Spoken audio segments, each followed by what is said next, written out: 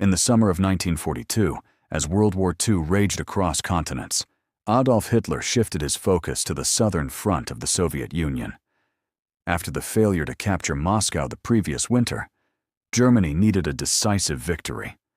Hitler believed that capturing the oil fields of the Caucasus would secure Germany's energy supply and cripple the Soviet war machine. On the path to those oil fields stood a city on the Volga River, Stalingrad. The city carried the name of Soviet leader Joseph Stalin. Capturing it would not only secure a strategic position along the Volga, but also deliver a massive psychological blow to the Soviet Union. For Hitler, Stalingrad became both a military and symbolic objective. What began as a strategic campaign soon transformed into one of the deadliest battles in human history. German forces, particularly the Sixth Army, under General Friedrich Paulus, advanced rapidly during the early phase of the 1942 summer offensive. The Luftwaffe bombed Stalingrad heavily, reducing large parts of the city to rubble. Thousands of civilians were killed in air raids. Ironically, the destruction created the perfect defensive terrain for Soviet troops. The ruins provided cover, turning the city into a fortress of shattered concrete and twisted steel. By September 1942, German troops had reached the outskirts of Stalingrad. They expected the city to fall quickly. Instead, they encountered fierce and relentless resistance. Soviet forces, under General Vasily Chuikov, adopted brutal close-quarters tactics. Fighting occurred building by building, floor by floor, sometimes even room by room. Soldiers fought with grenades, knives, and bayonets. Snipers hunted enemies through broken walls and collapsed factories. The battle became known as Rattenkrieg, or Rat War, because of the savage combat in narrow streets, sewers, and ruins. Control of a single building could change hands multiple times in a single day.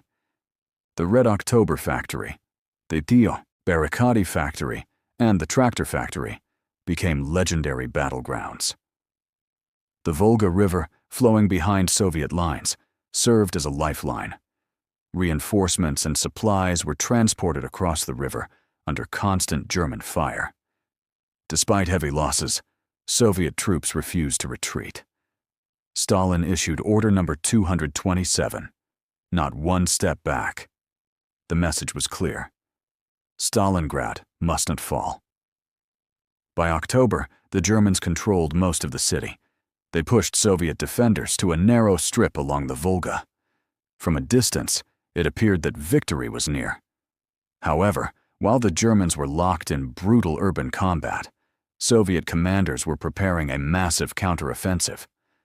The German flanks north and south of Stalingrad were guarded not by elite German divisions, but by weaker Romanian, Hungarian, and Italian forces.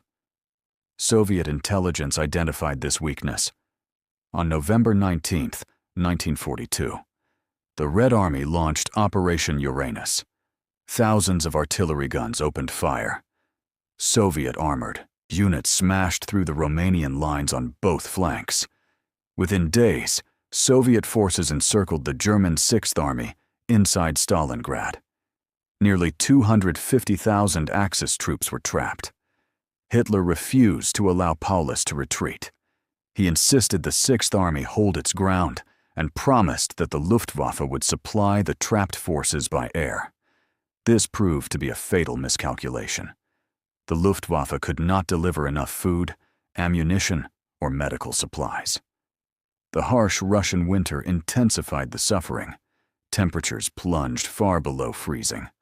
Frostbite, starvation, and disease spread rapidly among German soldiers.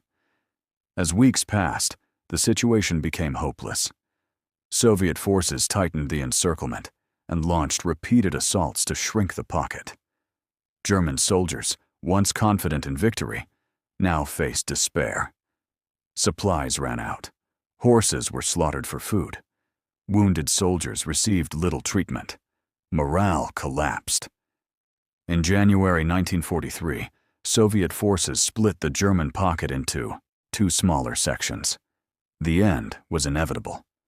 On January 30th, Hitler promoted Friedrich Paulus to field marshal, reminding him that no German field marshal had ever surrendered. The implication was clear. Paulus was expected to fight to the death or commit suicide.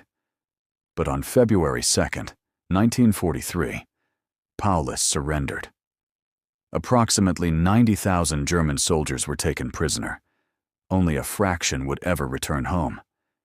The Axis casualties were catastrophic, with total losses estimated at over 600,000, killed, wounded, or captured. Soviet casualties were even higher, exceeding 1 million, including civilians. Entire districts of the city were destroyed. The Battle of Stalingrad marked a decisive turning point in World War II. It was the first complete destruction of a German field army. The myth of Nazi invincibility was shattered. From that moment forward, Germany was on the defensive in the east. After Stalingrad, Soviet forces began a relentless push westward. The momentum had shifted permanently. The psychological impact was enormous. Across Europe, resistance movements gained hope. Among Germany's allies, confidence weakened. Within Germany itself, doubts began to grow. Stalingrad was not just a battle for territory. It was a battle of endurance, ideology, and willpower. It demonstrated the limits of blitzkrieg and the dangers of overextension. Hitler's refusal to permit retreat turned a difficult situation into a catastrophic defeat. The ruins of Stalingrad became a symbol of sacrifice and resilience for the Soviet Union. For Germany, it became a symbol of hubris and irreversible decline. Historians widely consider the Battle of Stalingrad to be the moment when the tide of war decisively turned against Nazi Germany. From the burning streets along the Volga to the frozen fields where the Sixth Army collapsed, Stalingrad stands as one of the most brutal and significant battles in modern history. It was the battle that broke Hitler's army and began the long road to Berlin.